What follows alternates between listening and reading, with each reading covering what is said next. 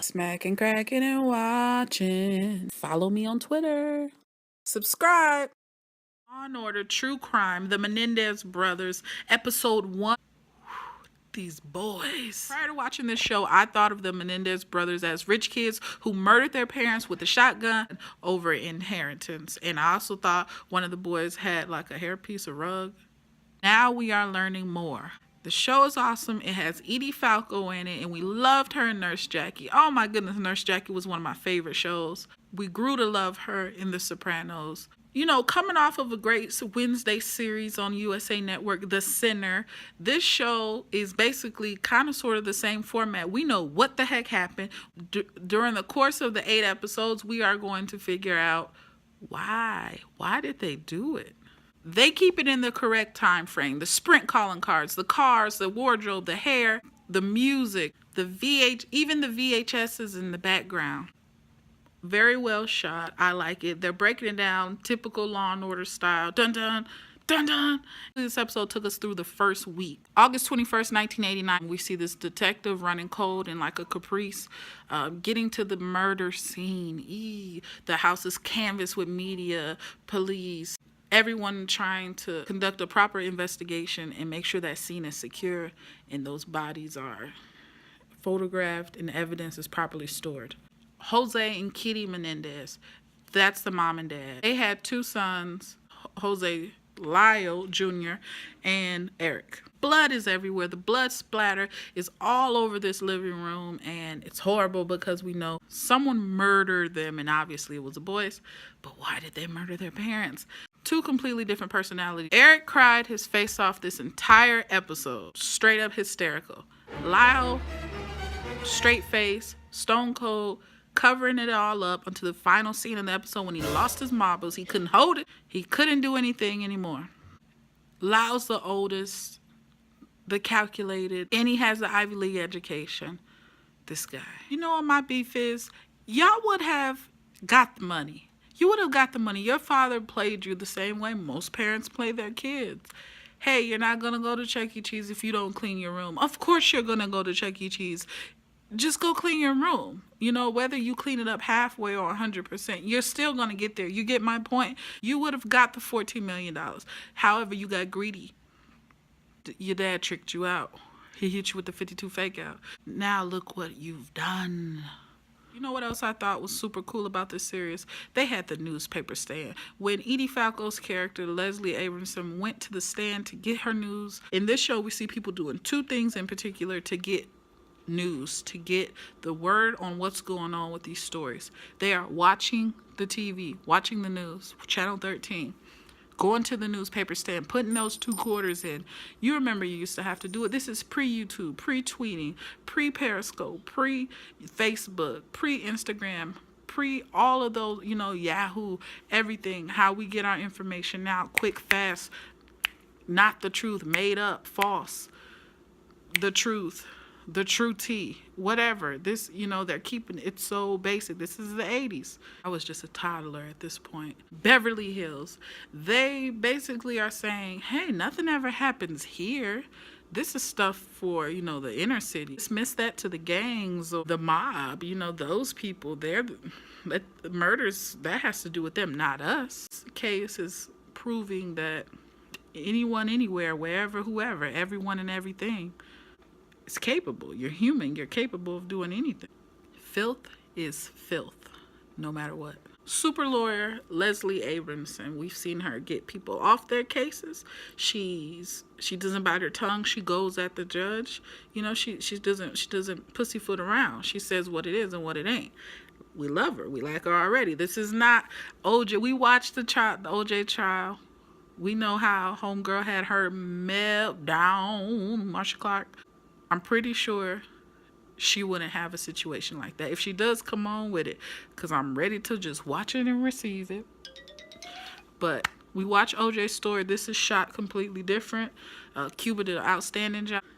I'm ready to see where they're going with these Menendez boys. But she is the first to point the finger.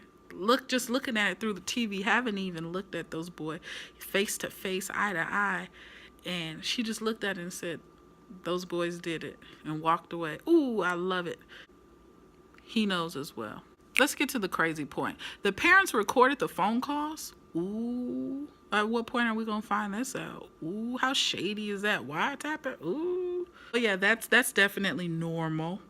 They're gonna mess around and find motive in those recordings. Deleting the files off the computer? Really? Really? Your parents are dead and y'all want your tennis gear? Is that serious for you? You're not mourning? You're still able to play sports? What about your family? How does the family really doesn't know how you guys really operate? I wouldn't know what my uncle is doing in his home. We can't blame the other family, right? Dr. Daddy?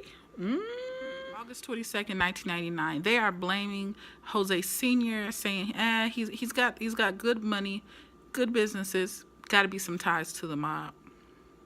He could, but that doesn't give up the fact that the mob didn't kill it. His sons killed him.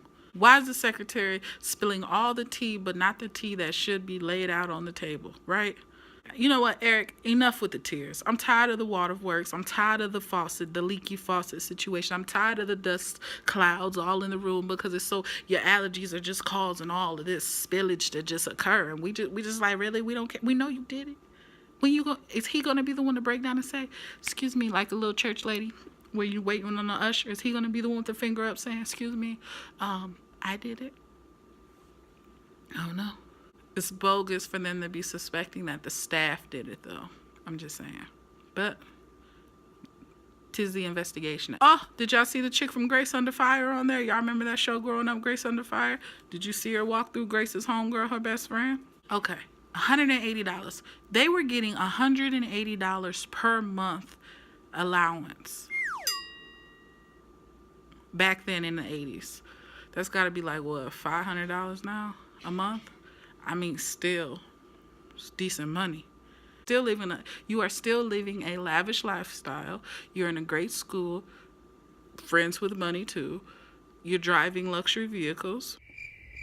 Just saying, what you mad about, buddy? Now you got your father's company credit card and you going crazy. You buying money clips, watches. My dad has this watch. He will want me to have this watch. That's a toy.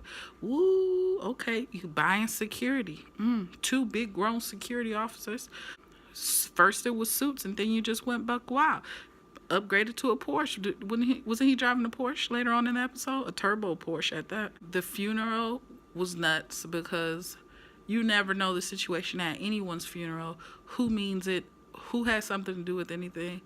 I'm just saying the theatrics, the drama is worse than a Spanish soap opera.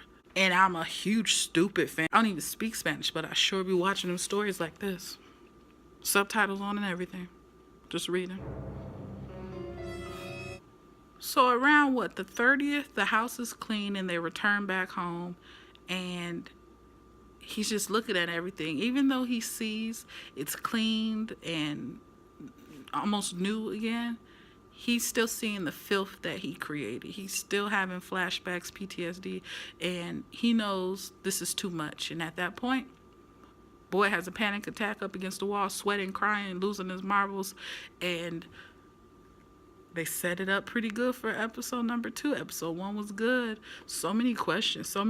There's been numerous documentaries and movies made.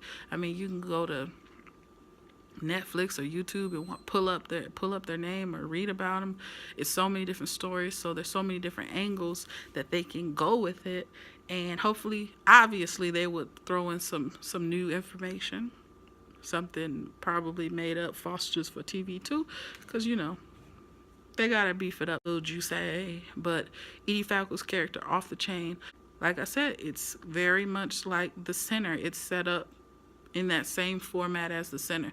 This tragic crime occurred. Boom. Why did they do it? 3, figuring everything out.